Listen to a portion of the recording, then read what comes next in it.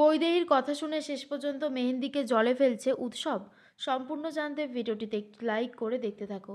গল্পের শুরুতেই দেখা যায় ভার্গবী মুখার্জি রাজনাথ মুখার্জির সাথে কথা বলতে থাকে আর বলে, রাজনাথ, ঠাকুরমশাই যখন এসেই গেছে আর এতদিন অস্থিও বিসর্জন দেওয়া হয়নি, জগদ্ধাত্রীর কাজটাও তো ঠিক মতন হচ্ছিল না, তাই ভাবছিলাম অস্থি বিসর্জন দেওয়ার পরেই কাজটাও করব।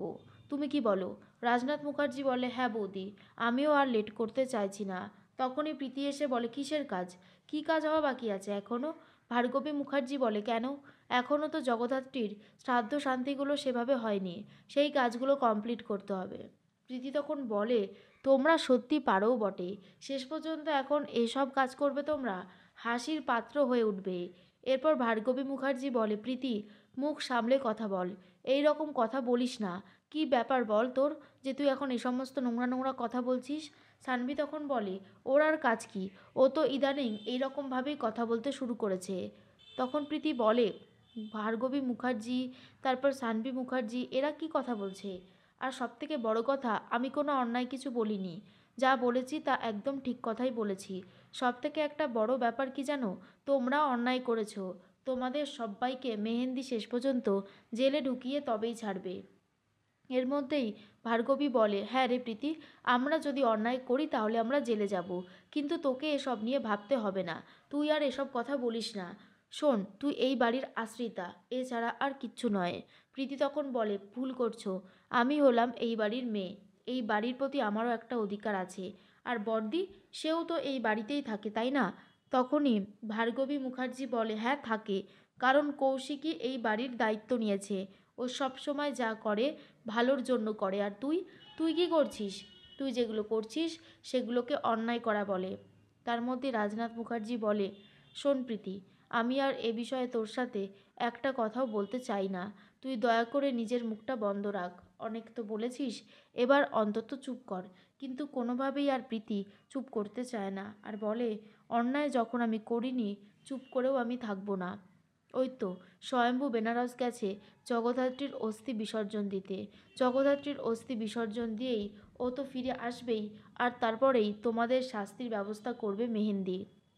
এরপর রাজনাথ মুখার্জি বলে, কৌশিকী থাকতে আমাদের কেউই শাস্তি দিতে পারবে না। তার মধ্যে জগদ্ধাত্রীর অস্থি বিসর্জন দিতে গেছে স্বয়ম্ভু।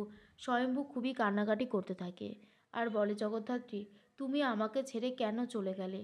তোমাকে ছাড়া আমি যে কতটা অসহায় হয়ে পড়েছি তোমাকে কি করে বলবো? আমাদের বাচ্চাটাকেও আমি খুঁজে পাচ্ছি না। সব দিক থেকে আমি একেবারে শেষ হয়ে যাচ্ছি। কি করব আমি জানি না। তবে আমি তোমাকে খুব ভালোবাসি। এখনও আমি তোমার কথা ভাবি। মনে হয় যেন কোনো একদিন তুমি আবারও আমার কাছেই ফিরে আসবে। এগুলোই ভাবছিল স্বয়ম্ভু। আর তার মধ্যেই ফোন করছে দিব্যা সেন।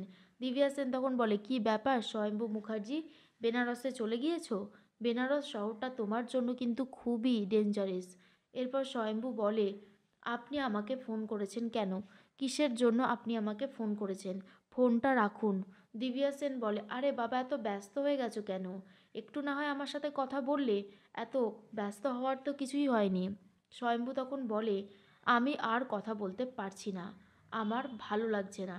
তার মধ্যেই হঠাৎ করে দরজাটা কেউ টকটক করতে থাকে। আর এর মধ্যেই একটা চিঠি পড়ে রয়েছে। সেখানে লেখা রয়েছে, সাবধান, সাবধান, না হলে কিন্তু আপনার প্রাণের রিস্ক আছে। আর এইসব দেখার পর তো খুবই ভয় পেয়ে যায় স্বয়ম্ভু। দিব্যা সেন বলে, এখনও সময় আছে, নিজে তল্পিতল্পা গুটিয়ে বাড়ি ফিরে যাও। ফোন তো কেটে দেয়। তার মধ্যেই চলে এসেছিল মেনন আর দেবুদা। দেবুদা তখন বলে, স্বয়ম্ভুকে বাঁচানোর দায়িত্ব আমাদের, খেলা শুরু হয়ে গেছে। মেনন তখন বলে, সে তো হয়েছে, মুখার্জি পরিবারের অনেকেই বেনারসে অলরেডি চলেও এসেছে। চন্দ্রবদন আর বৈদেহী মুখার্জি বেনারসে সবে পা দিয়েছে। চন্দ্রবদন বলে, কি ব্যাপার মেজ বৌদি, তুমি আবার এখানে দাঁড়িয়ে পড়লে কেন? চলো। বৈদেহী তখন বলে, হ্যাঁ চলো। এরপরেই বৈদেহী আরেকটু কথা বলবে বলে ঠিক করে উৎসবের সাথে। উৎসবকে বলে, উৎসব, তুই নিশ্চয়ই এখন মেহেন্দির সাথে নেই, তাই তো? উৎসব তখন বলে, হ্যাঁ, কেন, কি হয়েছে বলো তো? এরপরে বৈদেহী বলে, তুই তো মেহেন্দিকে নিয়ে গেছিস, বলছিলাম যে একটা ব্যবস্থা করলে হয় না? এরপর উৎসব বলে, ভুল মাম্মি, আমি মেহেন্দিকে নিয়ে আসিনি, বরং মেহেন্দি আমাকে নিয়ে এসেছে। কি করতে বলছো তুমি? আমি তো তোমার কথা বুঝতে পারছি না। বৈদেহী বলে, মেহেন্দি তো সাঁতার জানে না, ওর জন্য যদি একটু ধাক্কা দিয়ে ওকে একটা ফেলে দিয়ে জব্দ করতে পারিস তাহলে মন্দ হয় না। উৎসব তো শুনেই অবাক হয়ে যায় আর বলে, মাম্মি তোমার কি মাথা ফাতা খারাপ হয়ে গেছে? তুমি এগুলো কি বলছো? বৈদেহী তখন বলে, হ্যাঁ আমি একদম ঠিক কথাই বলছি উৎসব। ওকে ওকে যেভাবেই হোক শেষ করে দে, এতে আমাদের পরিবারেরই ভালো হবে। আমরা ওর ঝামেলা থেকে মুক্তি পাবো। ও যেই বাড়াবাড়িগুলো করছে সেগুলো মেনে নেওয়া যায় না।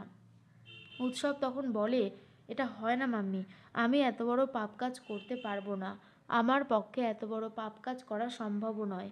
উৎসব তখন বারবার করে এই কথাটাই বলতে থাকে। এর মধ্যেই মেহেন্দি এসে বলে, উৎসব আমি এক্ষুনি আসছি বলে ওপর থেকে নিচে নেমে আসে আর বলে, ওই ঘাটটাতে স্বয়ম্ভূতা জগদ্ধাত্রীর অস্থিগুলো বিসর্জন দিতে আসবে, তখনই আমাদেরকে অ্যাটাক করতে হবে। চন্দ্রবদন বলে, কি ব্যাপার মেজ বৌদি, তুমি আবার এখানে দাঁড়িয়ে পড়লে কেন? চলো আমরা ভেতরে যাই। এর মধ্যেই দেবুদা লুকিয়ে লুকিয়ে বৈদেহী মুখার্জি আর চন্দ্রবদনের ওপর নজর রেখেছে। দেবুদার সাথে মেনানের কথা হয়।